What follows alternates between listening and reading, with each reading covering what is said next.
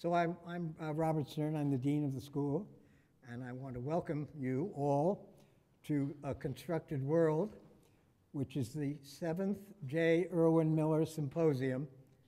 It is supported by an endowment established in 2010 through the generosity of Mr. Miller's children, Catherine, Margaret, Elizabeth, and Will.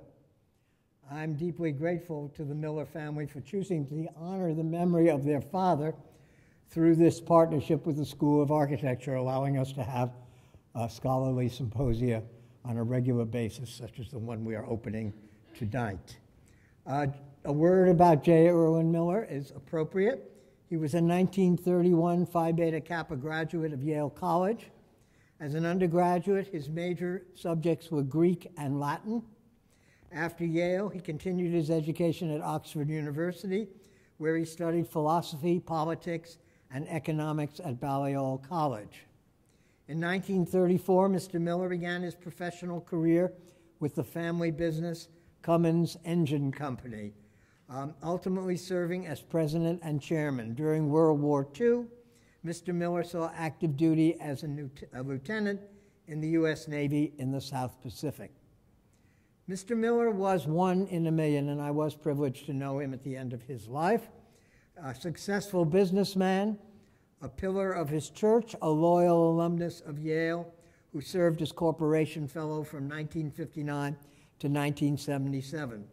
And he was a fierce advocate for freedom of choice for everyone, an opportunity for all. His great respect for the power of architecture to improve the public realm is reflected in the program of patronage he established in his home city of Columbus, Indiana, where many architects were of first-rate quality were invited to design at the expense of the Cummins Foundation buildings in the public realm, from city halls to hospitals to schools and religious institutions. He was a man of great curiosity and an outstanding citizen, second to none, the embodiment of ethical behavior, a model for us all. Before introducing tonight's lecturers, I would like to express my appreciation to the very many who helped make this weekend's events possible. I should say, in anticipation, the smooth running of this weekend's events. I want to thank Richard DeFlumery and Robbie Lynn Harnoy, our school's special events coordinators, and Associate Dean John Jacobson, who is also doubling this weekend as our school photographer, each of whom has contributed mightily to this event. Special thanks are also in order for the exceptional work performed by our school's exhibition staff. Director of Exhibitions, Alfie Coder, 2011 graduate of our school, and Exhibitions Coordinator and Gallery Registrar Allison Walsh, who led a crack installation team, including recent graduates and current students, to prepare for the amazing exhibition you will see after the lecture in the gallery. In 2013, the project City of 7 Billion was the recipient of the American Institute of Architects' prestigious Latrobe Prize for Research, leading to the exhibit in our gallery, which is also supported by our school's Heinz Research Fund for advanced sustainability in architecture. It has also received support from the Graham Foundation for the Advanced Studies in the Fine Arts, from Thomas and Beryl Hsiang, Gina Tso, and Clark Pelly Architects. On behalf of the School of Architecture, I extend my sincere appreciation to all those whose generosity has enabled this exhibit and symposium to take place. It's now my pleasure to introduce this evening's speakers, Joyce Hsiang and Bimal Mendis, whom I commend for their scholarship, imaginative path-breaking exhibit design, and tireless work in convening the symposium. They are wonderful colleagues to each of us on the faculty in this school. Joyce Hsiang received her Bachelor of Arts from Yale in 1999 and her Master of Architecture from our school in 2003. Following her studies at Yale, Joyce worked in the New Haven office of Pelly Clark Pelly, and then in the Rotterdam office of Metropolitan Architecture, before returning to New Haven and co-founding in 2007 the firm Plan B Architecture and Urbanism. There is no Plan A, by the way, to my knowledge at least. Joyce has combined professional practice with teaching at Yale and was recently appointed an assistant dean in our school. Bimal Mendis, like Dean Hsiang, his co-partner at Plan B Architecture and Urbanism, holds 2 Yale degrees. He received his BA in 1998 and his Master of Architecture in 2002. As well, he worked in the New Haven office of Pelly Clark Pelly and at OMA in Rotterdam. You think there's a pattern there? And now combines professional practice with teaching in our school, which he serves as assistant dean, director of undergraduate studies, and assistant professor adjunct. Please join me in welcoming to the podium Joyce Hsiang and Bimal Mendis as they deliver the lecture, City of 7 Billion, the opening address to the 7th J. Irwin Miller Symposium, A Constructed World. Joyce and Bimal.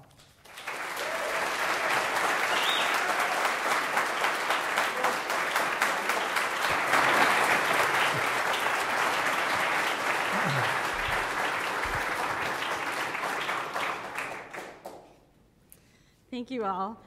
There are very few moments in one's lives when we get to stand and talk to so many people, the people who have taught us, the people we work with, the people we have admired from afar, and the people we admire very closely that we know very dearly. So many of who are so open and interested in what we care deeply about. And we are even more honored and overwhelmed by how receptive all of our distinguished guests have been to be willing to reframe their work through ways in which the world is constructed and deconstructed, and moving forward to register the wealth of important ideas discussed this weekend, many that have already been so formative in our continuing work and respective lives as anthropologists, economists, historians, artists, educators, and students. I hope that the weekend will leave us all seeing the world, one's work, the things we do in a different way. I know that we will, and so we say thank you to you all.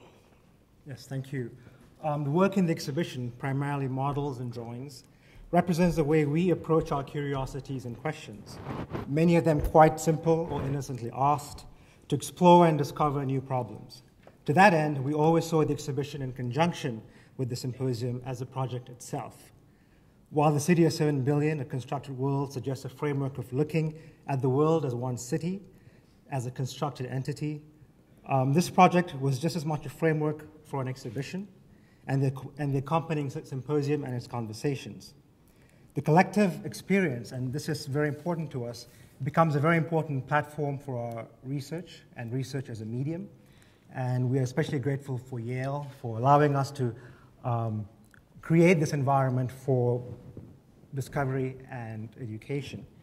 Tonight, we want to share some of our stories and discoveries. They're really more, I guess, constructed anecdotes more than a formal presentation per se, and talk about the work that's upstairs and confess these and explore some of the challenges we've had along the way, and also so that you can seek your own kind of discoveries from observing these.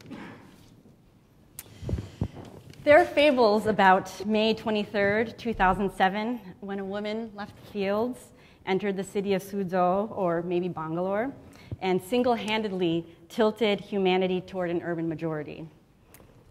You may remember this moment, not so long ago, being greeted each morning with breaking news headlines confidently proclaiming things like, world population becomes more urban than rural.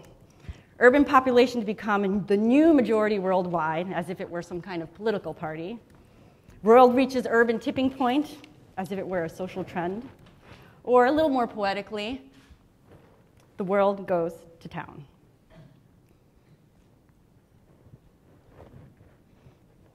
These stories began with a sense of immediacy, with phrases like, for the first time ever, or last week, or sometimes more hesitantly, by next year, or even soon. There were often pictures to illustrate these stories. Again, the image of a woman walking through the fields towards a city. Or maybe it was these 4 men riding camels at the end of a long journey, leaving the sands of the desert and their nomadic lifestyles behind to enter the city, a new horizon of opportunities, or so we were told. And the authors, such as the United Nations, the source for the story in this case, lent credibility. We personally were captivated, but also skeptical. Skeptical of these fables of one woman in the fields or one man on a camel, single-handedly tipping the scales of humankind toward an urban majority. Such fabrications are entertaining at best, but deceptive at worst, when they invoke the spurious urban-rural divide. What is this divide? Where does rural end and urban start? How can one even begin to define urban versus rural? This great shift from a rural to urban majority is often cited, yet completely opaque.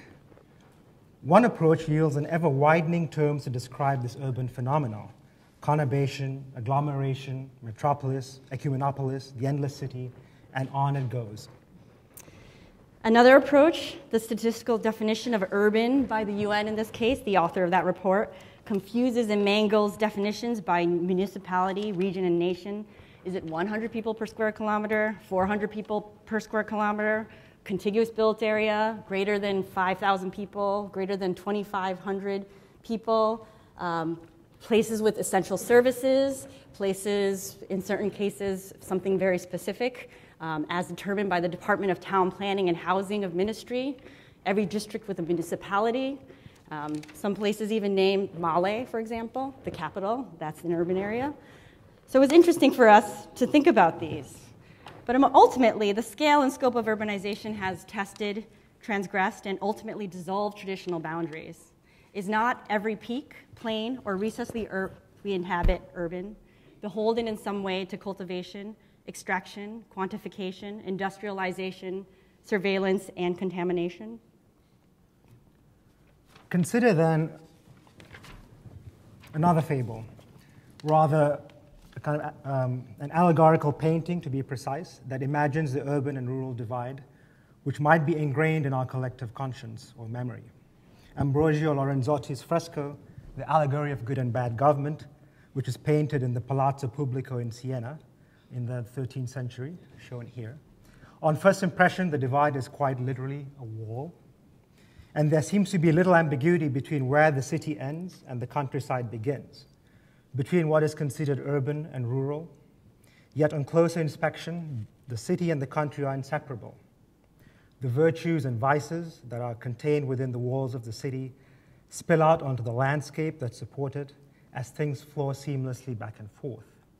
Under good government, the landscape shown here is fertile and productive as far as the eye can see, nourishing the city and allowing it to thrive. But under bad government, the city and countryside are both falling into ruin, the fields unplowed and ablaze with conflict. Today, the city scours the countryside for resources it must consume. No part is immune. They are completely inseparable. How then should we regard yet another third form of iconography on the city? The large, self-assured models like those of Robert Moses' New York, confidently appropriated here by Mayor Bloomberg, Benito Mussolini's Rome, both of them, Shanghai, or London. Such models were made to convey certainty and control, completely isolated from their surroundings. These models were and continue to be propaganda for the city and its makers, defining their limits and exuding a false sense of stability. And what if instead we considered what it means to be urban in terms of all its people, wherever they might be, and not in terms of walls, limits, or boundaries? What if the fundamental building block of the city was quite literally the individuals that comprise it? Could we not understand urbanization as a topography of people, aggregating and accumulating over time, all 7 billion of us and the billions before? That is, the world as a city of people. Figures and Grounds unfolds from the uncertainty of global sprawl. It accepts the instability of urbanization and privileges people over land. Using a cartographic projection developed by R. Buckminster Fuller, the model unfolds the surface of the Earth across the North Pole, as shown here. Instead of using the conventional boundary of a country or a continent as an edge, the model uses the exclusive economic zone, or EEZ as it is more commonly known, the ultimate limit of territorial control. This is the zone where a nation's territorial waters extend 200 miles into the ocean. Outside this boundary, international waters, and throughout, questions of who is in control.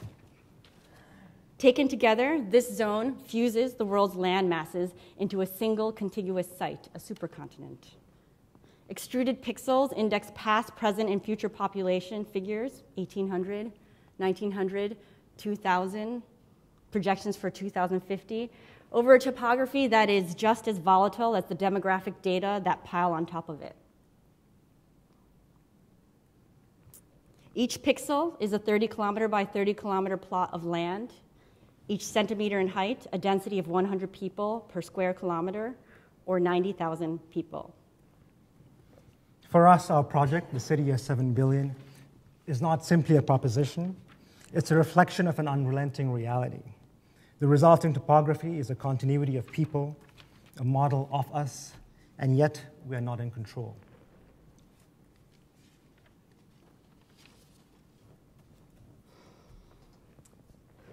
To probe another question, like the urban-rural divide, we also found the term footprint, the footprint of a city, the footprint of urbanization, just as unsettling.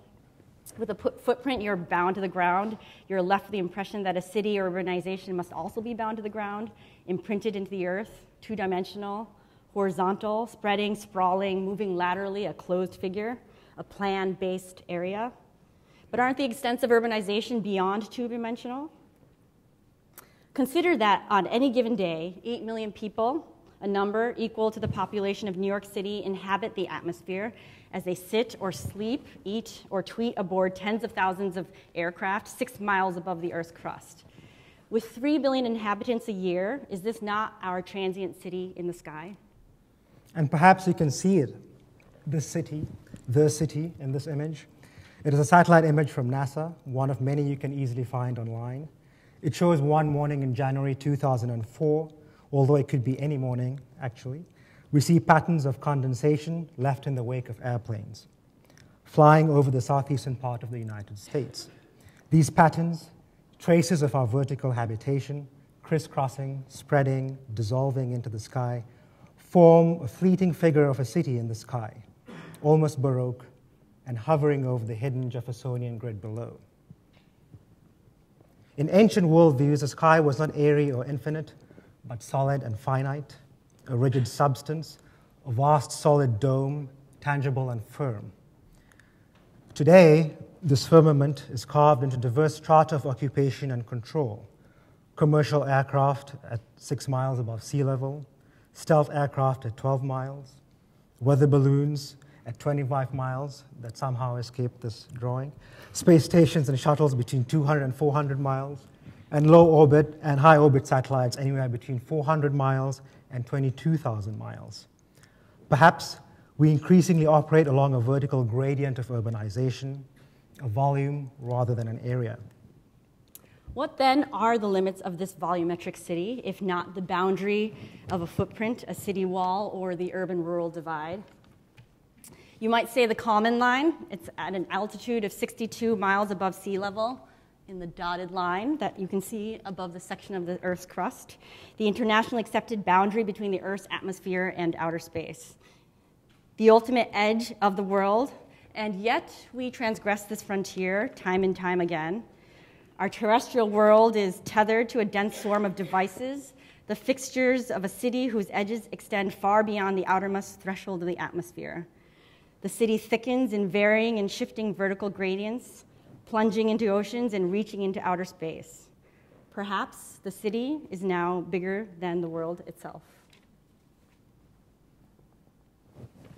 And is this the site plan of our city? A question worth asking, perhaps.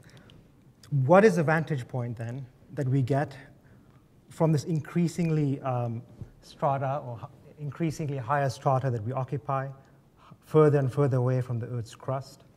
Scenes from the horizon shown here, which occupies the perimeter of the gallery, captures life on Earth in panorama, from one horizon looking toward another.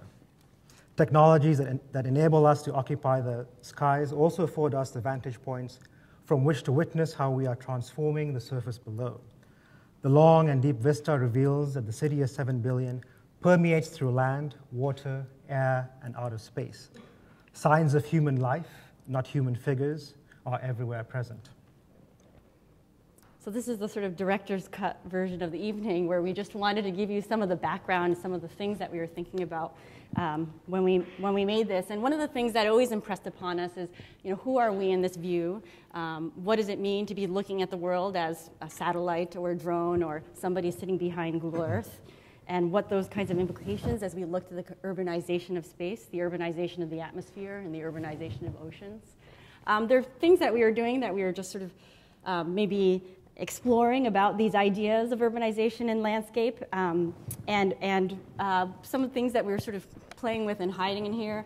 This is sort of one scene where we always saw this as if it looked as if it were a kind of sunrise. You imagine looking from outer space that it would be a sunrise. But in a way, we sort of had termed this in the office the kind of nuclear dawn. It's a kind of view looking over the area of the South Pacific where post-war all of the kind of nuclear test sites were occurring. And this, of course, is one of the many sites or potential discussions about when the Anthropocene did begin, the Anthropocene being the era when the world is profoundly, perhaps irrevocably, transformed by human activity, rendering all 7 billion of us and the billions before us as the Earth's designers and constructors. So it's this kind of game where we were sort of hiding these little stories within, a little bit like having these hidden moments where as you scroll through Google Earth, I'm sure all you have done this, and you come across a weird building in the desert and you think to yourself, what's going on there?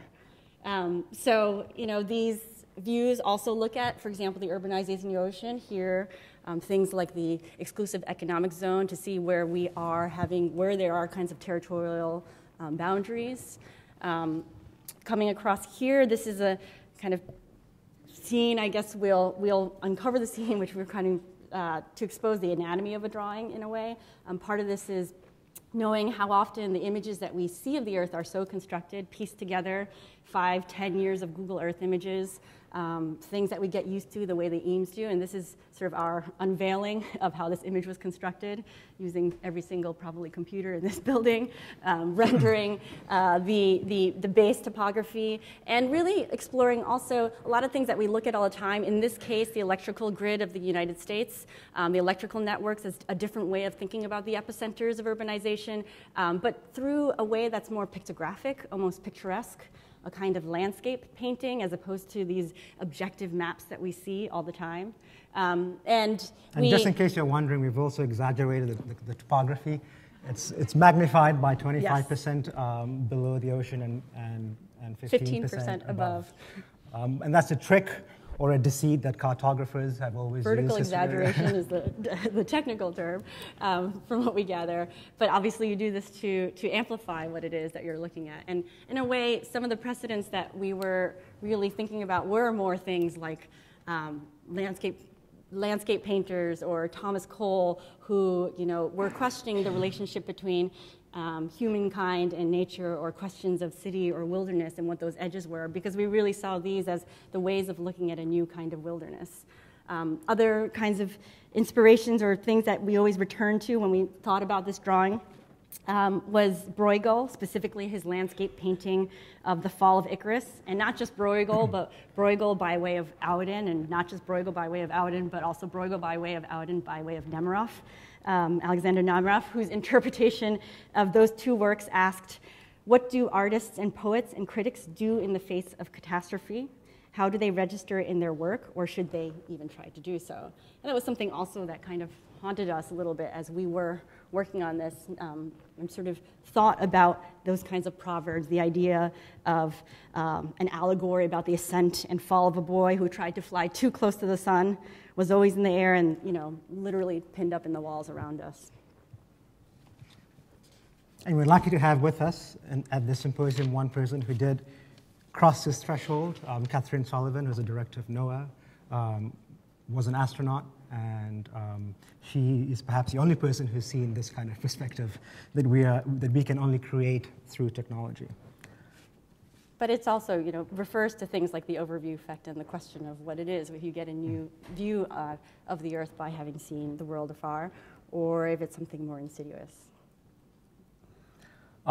This is another drawing or model, actually, that strips away all of that stuff you saw before and shows you the path that we took across the surface of the Earth. And this is another drawing that, again, gets back at it, a kind of animation that traces the looping path of the panorama. And if you can imagine a tennis ball or a baseball and think of how it's constructed as two intersecting figures, the path of that panorama essentially traces the seam that stitches those two pieces together. And that then unfolds out to become this continuous drawing that wraps around the entire gallery.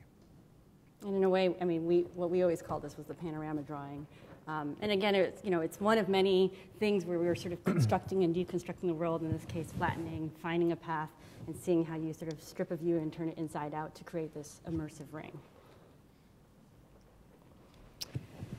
Another kind of story. The first time we learned about Coronelli globes was through the notes Italo Calvino wrote on his visit to the 1980 exhibition Carte Figures de la Terre, Maps and Figures of the Earth at the Pompidou. To quote Calvino, two gigantic spheres, each 12 meters in circumference, a globe of the Earth and one of the sky, are the high point of the exhibition and occupy the whole of the forum of the Pompidou Center. These are the largest globes ever constructed and were commissioned by Louis XIV from a Franciscan monk from Venice, Vincenzo Coronelli. The great marvel is the earthly globe in dark brown and ochre colors. After this, and there are other reasons, but certainly after this, and reading what Calvino said, we definitely wanted to make a sphere. And not just any sphere, but a big one, larger than life, floating, but also within reach. We sensed a degree of necessity in this, but that we really could not fully articulate. But we also confessed that it really was just the thrill of the challenge, the sheer scale, a geometrical exercise, figuring out something that was difficult. And we were also egged on by our unofficial research assistant, the ever-resourceful Dean Stern, from whom we would periodically find notes like these in our mailboxes, usually one a week. And who knew that we could have made Dean Stern sphere obsessed? The sphere, continuous, whole, external, tricks the viewer into registering completeness, and yet its form always defeats the viewer, who must constantly rotate around it, each view changing with each vantage point. A complete picture always remains elusive. Around 1898, the French geographer Reclus called for a new science, spherography, to counter the popularity of map making. Quoting Reclus, new globes must be temples themselves, as well by the magnificence of proportions as by the beauty of workmanship and the scrupulous care of scientific drawing. He continues, there's only one way to represent truly the surface of the Earth. Curves are to be translated in curves. A sphere or fragment of a sphere must be reproduced by another sphere or fragment of sphere.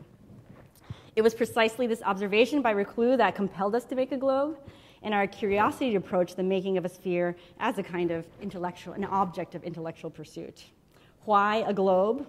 What could one learn from the making of a sphere itself? One thought was, well, why not? It was pretty simple as that, but if only it was that simple. So if flattening the sphere has a richly documented legacy of cartographic projections, the construction of a sphere, or spherography, as Reclus called it, has its own curious dilemmas and challenges. And I'm sure you're all familiar with these projections, these sliced, unwrapped, or unfolded cartographic approximations. We wondered what happens when you reverse this process and try and picture for yourself the forms they could possibly yield. The Mercator, a cylinder. The Fuller, technically a polyhedron or an icosahedron, depending on which projection, or to quote from the patent Buckminster Fuller filed on January 29th, 1946, This figure I call a Dymaxion. The Albers equal area conic, a cone, a cubic projection, a cube. The Goody Homolocene, to us it kind of looked like a lump with seams. On the other hand, Martin Waldseemüller's projection, consisting of 12 wedges or gores, as they are called, was invented for the purpose of being pasted together onto a sphere to form a small terrestrial globe, the first of its kind. First printed in 1507, the small woodcut map, 24 by 39 centimeters, was also created to be reproduced, coinciding with the invention of the Western printing press. It was a tool then for the dissemination and democratization of knowledge. For us, it provided not just a conceptual scaffold, but also a viable template for construction and assembly. Our globe is almost identical in size to the Cornelli globes, and perhaps by happy coincidence, they were dictated by our wish to make the globe and the model the same scale at 1 to 3 million.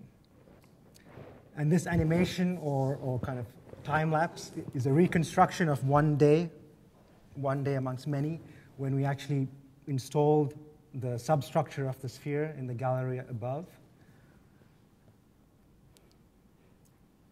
This is like night at the museum for us. This is what happens when everybody's away on the weekends. And we literally used Waldseemüller's gores as the medium by which we constructed this sphere. So that became... It looks a lot easier in this video than it was. That was the Atlas moment where everybody got tired, and those two had to kind of... There was a belt put around, and everybody had to take a break because it was going to collapse. So one thing we did learn is that spheres are not easy to construct in this process.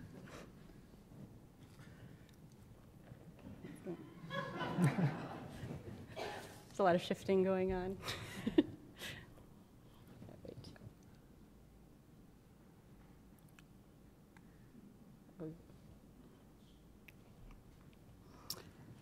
So like Waldseemüller's gores, our plans were moving from land to air to water. So we saw these as literally plans for the world. And these drawings, in a way, these really are how we made the sphere. These drawings of the gores are literally the drawings we made in order to construct and surface the sphere, the network of lines by which we communicate and travel around the Earth. It also delaminates some of the things embedded in the panorama. We were reminded again by Calvino in his description of the Pompidou exhibition. The earliest need to fix places on a map was linked to travel. It was a reminder of the succession of stops, the outline of a journey. It was thus linear in form and could only be made using a long scroll. In our case, it takes the form of gores, 12 of them, one for each 30-degree longitudinal slice of the Earth. And like Waldseemüller, the gores were plans for the globe, moving from lowest to highest, water, land, air. By land, drawings of the terrestrial networks were printed, cut out, and applied to a giant topographical sphere, including roads, transmission lines, and rail networks. Maritime networks were laid down onto our relief globe, not unlike the ways they move around the world. Undersea fiber optic internet cables unspooled and draped in copper as they are unspooled from ships that cross the oceans to lay down these critical informational networks. Shipping lanes in acrylic, registering sea level, ephemeral, transparent. Air networks wrapped and unwrapped as a tracery, mostly in our long panorama drawing.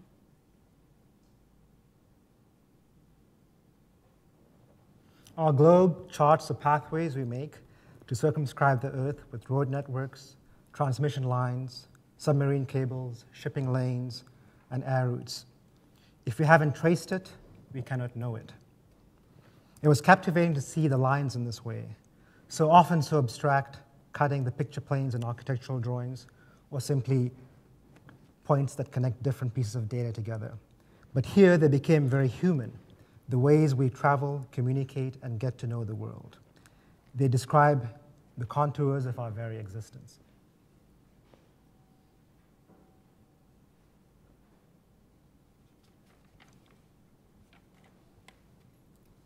So these are two elevational drawings of the world, and again, there's different ways in which these lines operate. And zooming in to the topography and the bathymetry of the world, we begin to see different forms of contours slowly taking shape.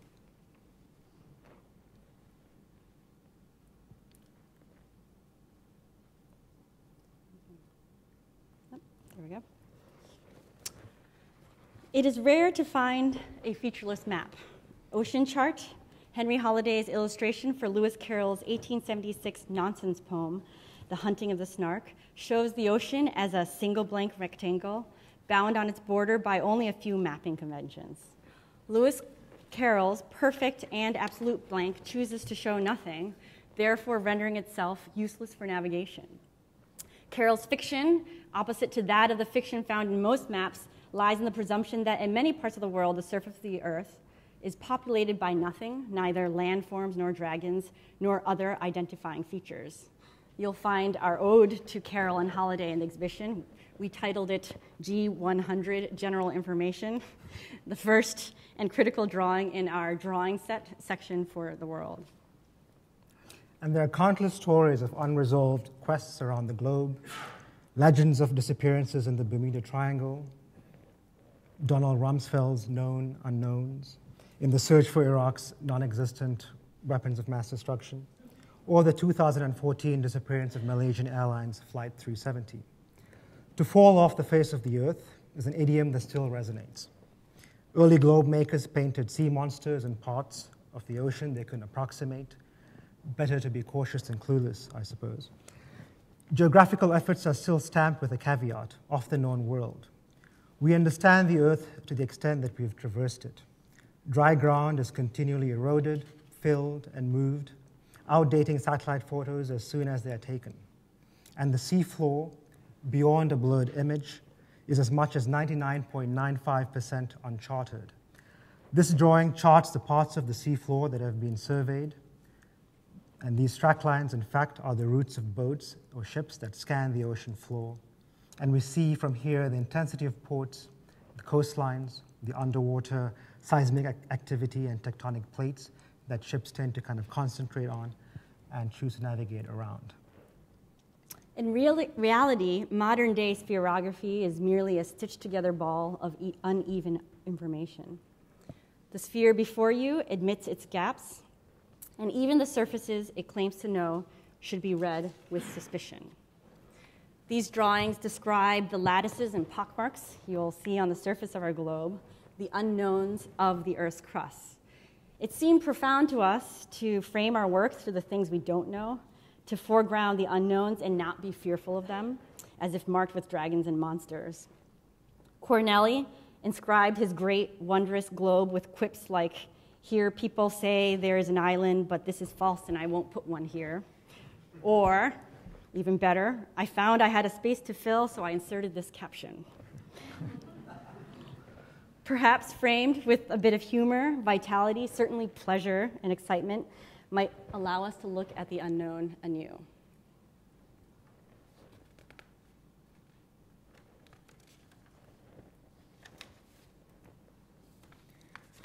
So the sphere was, in essence, a central organizing element around or for our exhibition.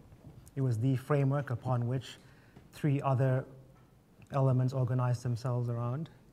And you begin to see in this animation how those pieces kind of fit together, working around and in some ways speaking to each other, dissolving, dematerializing, wrapping, unwrapping. They're all essentially part of the same figure, but taking on different shapes. And I think for us, part of that was because the exhibition for us was always so central to the project itself. It wasn't separate from it, but in fact was a kind of project. So the framework for, some might say the framework for the project was the city, or the framework for the project was the idea of the Anthropocene. But I think for us, always the framework of the exhibition is as much the framework of the project, the framework of the symposium, and the conversation that comes from this was as much the project and as important in a way. And to that end, I think part of that was what an exhibition space could do that was distinctive from something that you might get from a book, or something that we might see on a computer screen, or something we might see in another kind of printed material that would be enabled by the actual space. Certainly, the viewpoints that one might get, and something that was sort of palpable in scale, obviously, was something that was extraordinarily important, just because of constraints, but also in terms of how one could get these kinds of overviews, but also be immersed in what you're looking at. And it was, even for us, a lot of the things that we were doing and working on, you didn't know what it would look like until it was all up there. You were always working in these different pieces and fragments, and it wasn't until it came together that you saw what the big picture was.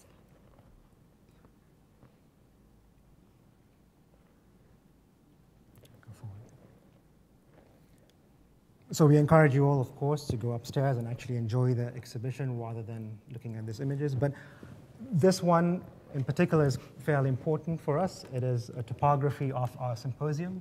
It's the kind of intellectual topography, so to speak, a topography of ideas of all the 26 participants that Professor Dana Tomlin, who will be moderating tomorrow's discussion, actually made and created specifically for this.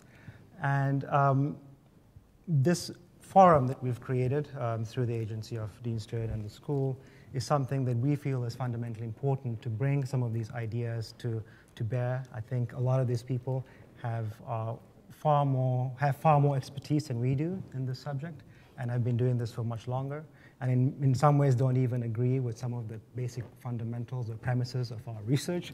And I think that's the whole idea of having a symposium, and of bringing people together and bringing people to one place to talk about urgent issues that are confronting our time. So we definitely encourage you all to attend as many of these sessions as possible. They are kind of the panels themselves are loosely constructed around different processes of construction.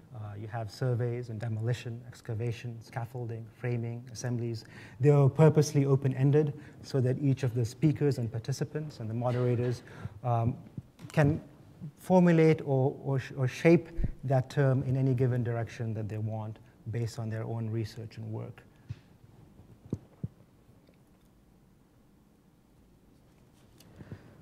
And finally, when we see the world of lines and we see our exhibit, we actually see people, many, many, many people, actually. We see hands and faces, often masked by dust or things we won't mention in public. But especially, we see the curious minds of all the people who have helped us to bring this exhibition and symposium together. Our colleagues, our friends, people who we called up yesterday, for example, to ask how we should frame this talk today.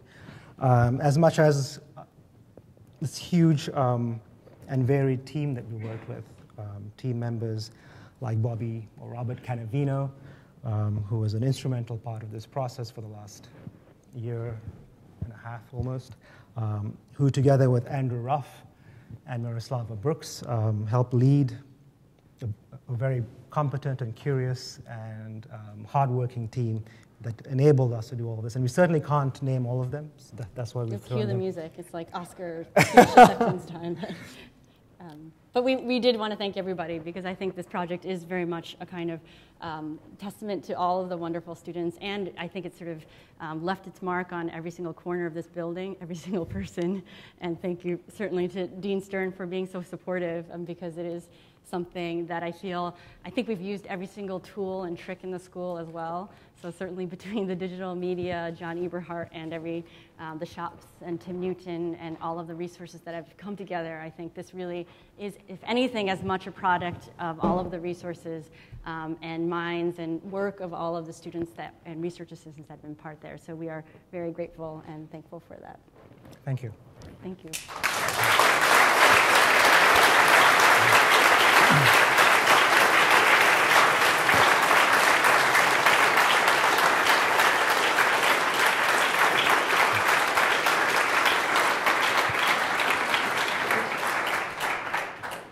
Thank you. So that was what was going on also. Thank you very much. I'm sure We have a little time for some questions, and it's appropriate for those of you who are visitors here to know that we do have Q&A at the end of speeches, and we need to bring a mic down. Kent Bloomer has his hand up. Yes, that globe congratulates you for an extraordinary accomplishment in the construction of that globe. The question I'm asking is why did you choose to leave it monochrome as a kind of whitish thing? Another way of asking that question is, did you do any investigations of what a non-monochromatic treatment of that very complex surface would have delivered in terms of its legibility? You sound like Bob. I think Bob asked us that question many times in the last year. We did, actually. We tested a lot of different things. We did look at we did a lot of different color tests. We did a lot of different material tests. There was a whole gold period where this whole thing was gold. There was a silver period. It was like every single, there was a blue period. It went through all of its different phases. And I think part of the return to the monochromatic had a little bit to do with both abstraction and like focusing a little bit on the kind of forms. And part of it was in part the way the sphere emerged through our research to becoming more, we call the sphere of the unknown. So it was as much thinking less about how much we know of the world, but how much we don't know of the world. So it was in a way meant to be that kind of absolute and perfect blank. And to that end, even though one could have constructed a kind of perfect bathymetric model, the Earth's crust via the kinds of models that exist, a lot of that is a kind of constructed amount of information. It's really based upon a low resolution thing. So the decision to make that kind of set of pockmarks was something where we wanted that distinction to be read spatially in a way. And then for this sort of the finer traces of the lines that we were focusing on, the kinds of lines of connection, the lines of communication, that those would therefore just be barely noticeable, almost like scratches on the surface. So it had a little bit to do with the intentions of how we were trying to describe the way it read. And part of it was also one of the larger themes throughout was questioning the way a lot of cartography is based upon this false land-water edge, which doesn't really exist. A lot of that is based upon just techniques of reproduction, early printing presses, the ease of drawing a line, and the way that you use, say, blue versus yellow or red to say that there's a kind of land-water edge, which in a certain way is very obviously mutable, if anything. More to do with, precedents of looking at Portland charts were more interesting for us in a way as well. So I think it sort of emerged from a lot of those things. I don't know if that answers some of your questions. And because there were three things too, there was the globe, the panorama, which is very kind of vibrant and colorful and full of atmosphere, and then the kind of population model below, which was meant to evoke or look more like a geological feature that's kind of coming up from the ground. The sphere wanted to kind of, for us at least, take a step back and not be another. It was large enough as it was, but it did want to also compete as a loud figure in terms of its kind of color and effect. Some of the colorful things made it look like a big Christmas ornament at other points. There were other analogies as well.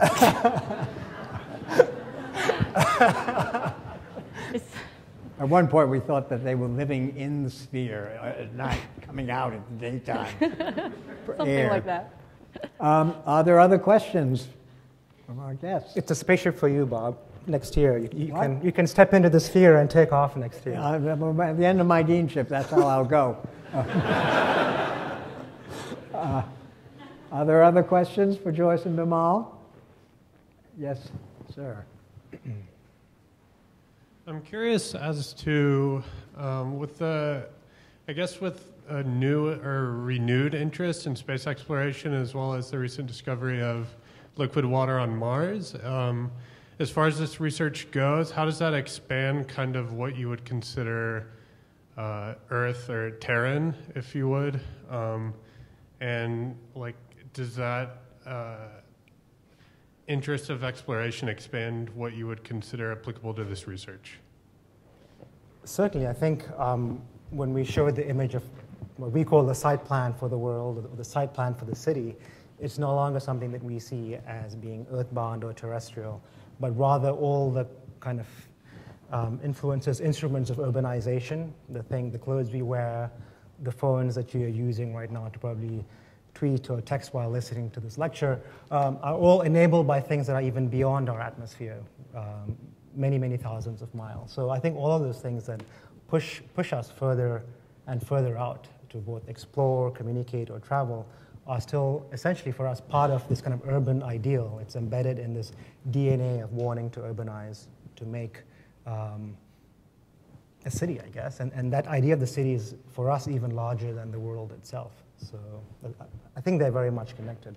But I would say that we also don't know enough about the world itself, the world we live in, and that's part of the kind of idea behind the sphere of the unknown.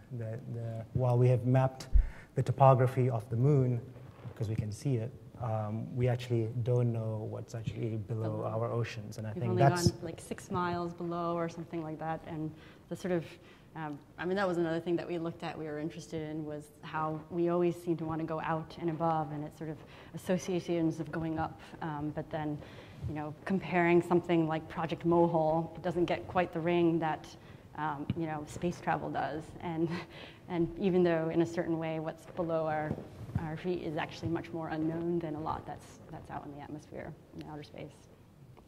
So being a geologist in that sense is kind of like being an astronaut too, right? Much harder challenge. There's a question, right? I see a hand, but I don't see the body. Hi. Thank you for such a lovely lecture. I was curious, the 4D and 3D techniques that you used in your representation seem to be a part of this larger idea about expanding our ideas of how to view the city and surfaces. And I was just wondering, when you're archiving this moment in your research and you're putting these things in 2 dimensions, are you going to be thinking about using these similar innovative techniques in a 2-dimensional format?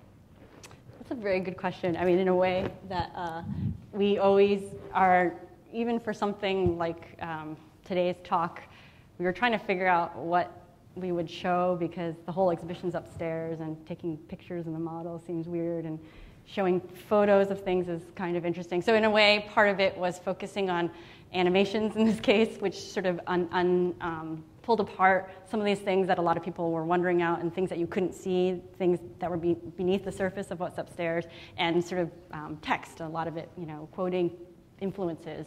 And yeah, absolutely, I think where we go from here, or where it goes, whether it's in a kind of print form, or ideally, certainly, whether it's the proceedings of the symposium, or seeing how part of this in our kind of ideal construct, some of this for us in the symposium was as much, you know, started off really as kind of due diligence for ourselves. We just wanted to know everything about who's doing what and what they're doing out there, and what they were looking at and what's going on, and part of it was being very excited and motivated by this kind of unconscious movement of people in a way who were interested, and many of them know each other, many of them may not.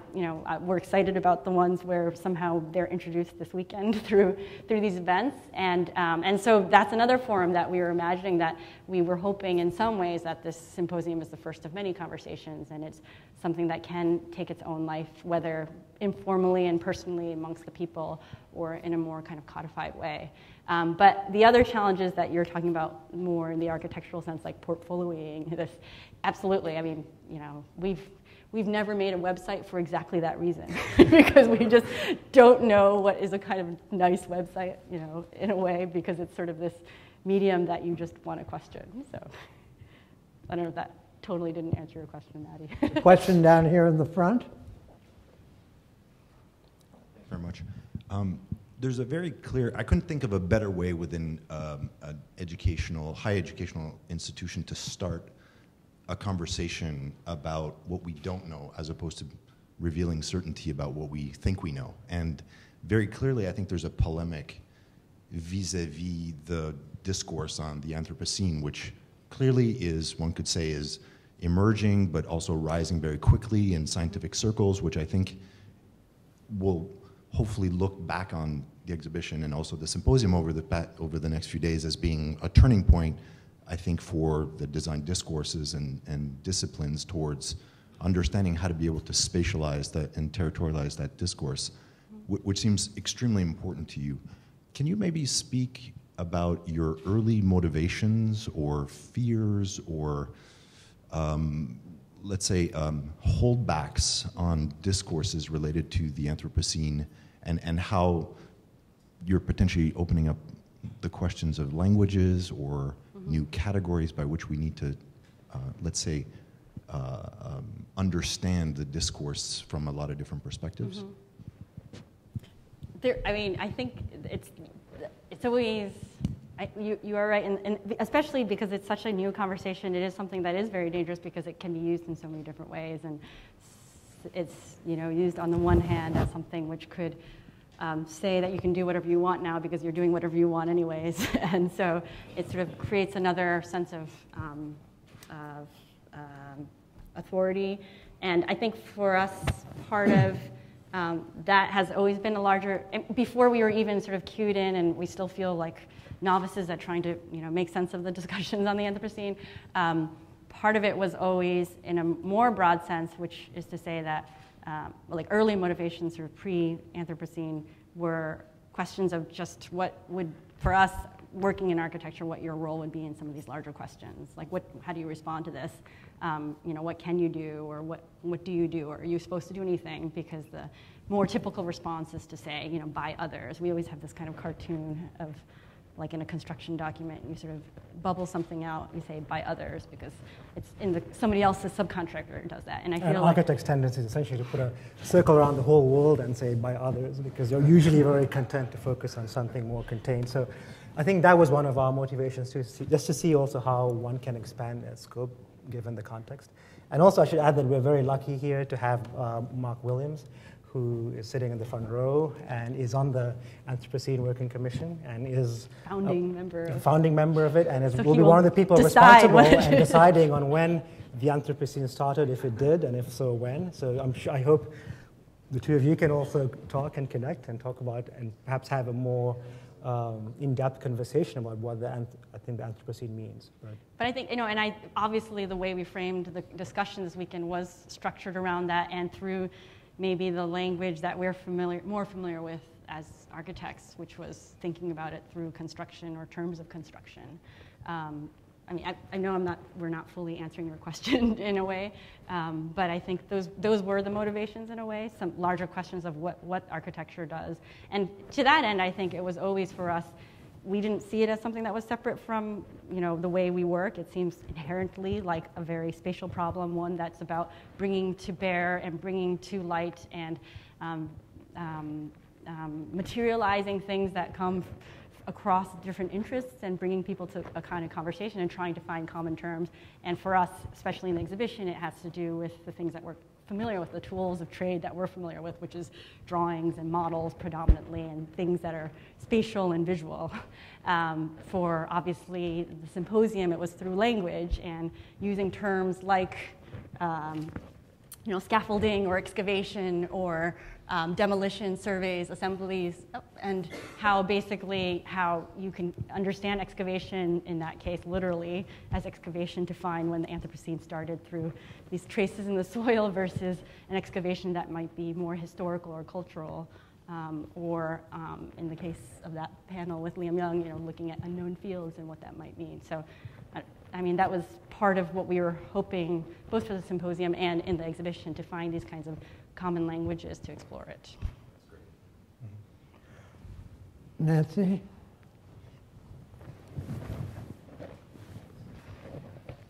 Thank you for a remarkable project. And it is the exhibition itself is so site-specific. Have you thought about what it might take to place it in other places, and are you thinking about doing that? We're going to make a building that looks exactly like Paul Rudolph Hall somewhere else. I place it there. No, actually, we were incredibly lucky to have an exhibition here, a place that was very familiar. But also it posed an enormous challenge because we could actually visit it every day or every other day, and meant that we actually could or had the privilege of having to respond to very specific things. And that meant that we went back and forth with a lot of decisions. What seemed like a more clear-cut process initially of what we're going to do led into more and more questions in terms of how we laid everything on. But that said, I think we did make everything in a way that they could travel either discretely or in pieces. So the sphere could go one place, the panorama could become its own room and occupy another place, and so on. But I think it's the conversation they have together that makes it very interesting. So in that sense, it perhaps might be a challenge to find a proper venue. But it was definitely, I think, all summer before it went into the gallery, it was installed in the drawing studio as two little igloos, half igloos, which obviously is not great, but in another venue, it's kind of interesting almost to see two hemispheres potentially. Or 12 gores. Or 12 gores taken apart, or similarly, whether it's the larger model, which obviously is, over 400 little cast panels that could be seen in isolation or seen in a different way, and the other components like the panorama drawing. I think to move the exhibit around would also require a large group of elves. It's not easily transported, as someone who watched it being built. Phil? You were talking about the sort of two frames of reference that you were using to explore the question this weekend, the kind of the graphical or pictorial and language, but it seems to me that there's a sort of third dimension, and we talked a little bit about this when you were putting your Latrobe proposal together, that there's a huge amount of sort of informational infrastructure to this project, and I wondered if you could talk a little bit about how that was organized, and also I'm wondering whether that data, this enormous sort of treasure trove you've created, is going to be accessible to these architects who are bubbling out the world and calling it by others. Yes, there's another whole presentation that we decided not to give, which Phil's been privy to, which is the sort of data process side of things and how this is structured. And that is another, almost related to Maddie's question, that's another kind of format for this, which is how in another conceit of this project or another framework for this project was that it was a kind of site analysis, like a global site analysis in some ways that was available such that any person who was working on a project who would never have the kinds of resources in a small office or another office to really look at the kind of context of urbanization or larger urban issues for their project, what it would mean. And everybody's doing these. Small offices everywhere are working on master plans for 100,000 million square feet, 100,000, you get my point. So yeah, absolutely, that is another sort of life of the project after, or we always see this more like as a kind of starting point for the project, or we've always seen each moment as the next starting point for the next opportunities. And we would certainly like that to become more accessible in a way. I think the thing that, as you know, and the challenges are, is it's not a kind of integrated tool. There are a lot of wonderful integrated tools, but the way this all comes together is extraordinarily bespoke with lots of automation involved, but totally bespoke throughout. So whether it's culling data and doing very, very manual checks, like one of our sort of anecdotes is like, Saudi Arabia is always wrong because the way CDAC does Saudi Arabia is they have all of their data across a kind of regional thing. So if you do the standard data thing for that, then Riyadh never shows up and you know that's not right. So that's always like, did we forget to do Saudi Arabia? Yes, we forgot. Oh, look at Saudi Arabia, there's like pixels everywhere. So there's a lot of that kind of individual tailoring of looking at literally, demography at top 100 cities. Let's just make sure that they're there. And I'm sure there's thousands and thousands of, millions of mistakes and glitches. But I think that's also reflective of the amount of information that's out there. And that's one of, I think, I can't speak for this, but having sort of followed some different policy discussions about environmental policy and larger questions of international governance, it's transparency of data or standards seems to be one of the kind of topics, and inevitably the things that we were using were things that were publicly accessible. And what we were doing is in a very bespoke way with as much as possible to bring them together. So it would be wonderful for this to become something that is more part and parcel of any project, because I think we've gotten very accustomed to looking at larger urban networks but still for a conversation like this in a very regional way, right? In a very small way, not in a way I think that actually expands it to what it needs to be about. That doesn't answer your question, or kind of. And the challenge, Phil, I think, as you, sorry. Were you going to say something? Oh, just one last comment, is that there's too much data, and we certainly aren't people who are making data. we're just interpreting it and filtering it, and I think that's a whole other kind of game altogether. Right. Yeah. I think Sari Swabs had something to say. Thanks, guys, for a really stimulating talk. You've done an incredible amount of work, collected an incredible amount of data. A lot of the modes of representation and abstraction you employ in the show upstairs grow out of a certain intellectual culture of quantification and certainty. But a lot of your references grow out of a different intellectual tradition, or different but related intellectual tradition. We get Lewis Carroll, Bruegel by way of Auden, by way of Nemiroff. I was wondering if you could speak to the way the types of knowledge pursued in the humanities have informed your understanding of the types of information you pursue in this project. Are you calling us humanists? I think absolutely. And in many ways, those are the references we often start with, or maybe challenge or provoke us. And that's perhaps how we started our lecture today, was to try and identify 4, maybe or 5 seemingly different stories or things or moments. And there are many, many, many more. But give you a glimpse of the kinds of things that prompt questions for us, and then allow us to pursue that in a different way, whether it's looking at a blank map and saying, wow, why is that map blank, right? It kind of suddenly sponsors a whole series of questions and investigations that can go down any number of different ways. But that spark, I think, is, you're absolutely right, comes from maybe our mother's milk in having gone to an institution like this, where it's very much grounded in a humanist tradition.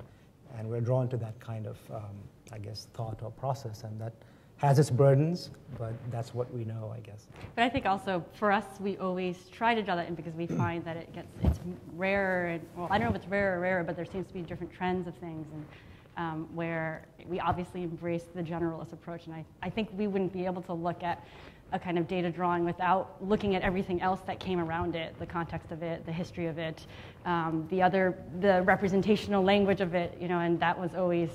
The work came because you had to do it. Like, you were compelled to ask that question of, like, what is the implication of, or who else has done a drawing like this, or what does it mean to have a line or not have a line, or do something in color or not do it in color. And for us, it was always as much about these larger narratives, obviously very interpretive. I mean, I think anybody would not necessarily read a lot of these sources in the way they are, but I think that was, again, like, well, Bimal said, I think we've always sort of been products of this a liberal arts institution in that way, and always seek ways that it can be very much part of what we're doing, and because we find that that's vital to everything that we engage in. Oh, Diana has a question. Wait, you need a mic? Thanks. It's very good to see this as a unit. In a way, I don't know if you're going to accept this description, but what you have put there is all our terms of engagement with the earth. And I wonder if the fundamental question is not, what are the terms of engagement that we have to have with that earth? That this is a description of what we've done. It's the past, in a way. Mm-hmm. And then the next question is, okay, what is the terms of engagement? Yeah. And I don't know if you accept that. No, absolutely. I mean, and that's actually that was a kind of critical existential crisis throughout every so often, every month or so, which was what this project was, whether analytic or projective or speculative, and there were different things that always haunted us in different ways. We can't tell you how many people would be disappointed when they heard that we weren't designing a city for 7 billion people, because they expected that this was our project. And in some ways, I tried to get the commission.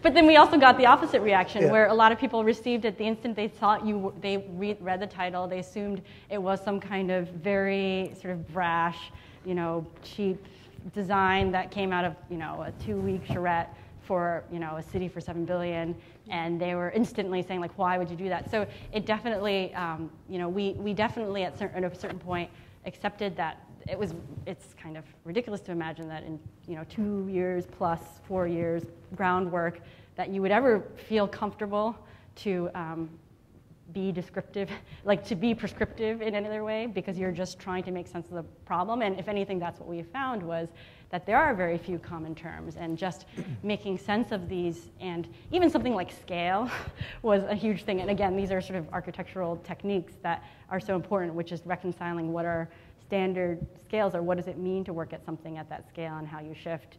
So we very much did bracket that. And part of the impetus to have this conversation this week in the symposium was because we wanted to be able to have the discussion be where there was somebody or some question of what it meant, more in a kind of projective way. And that, it didn't quite work that way, but at a certain point, the panels had been framed where it was, ideally, two people, one who was looking at the term in two different ways, taking it apart, approaching it in a different way, and one person who was sort of just, whatever they're doing something, and it was doing, like, making something or projective, whether they're a designer, that it became just more about the kinds of conversations that we were hoping to sponsor, but yeah. I think, now another question for Professor Sanders. No? Here's the mic. No, I was just, I assume that Diana, being so interested in her own work and trying to develop alternative forms of representation, that was what your comment was going to be about.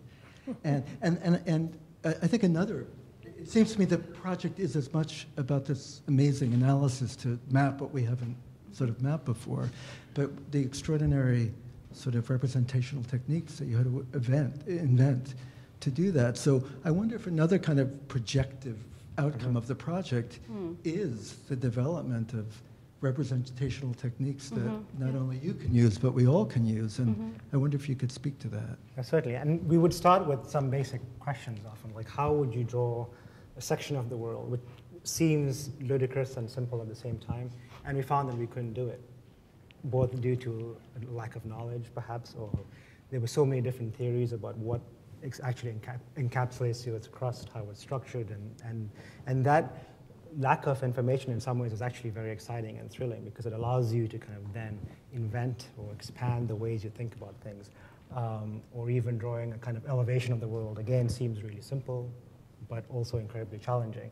So those kind of representational tools or devices, if anything, emerge from what seem like simple architectural problems or questions that we at least approach, and that's the weight we carry again.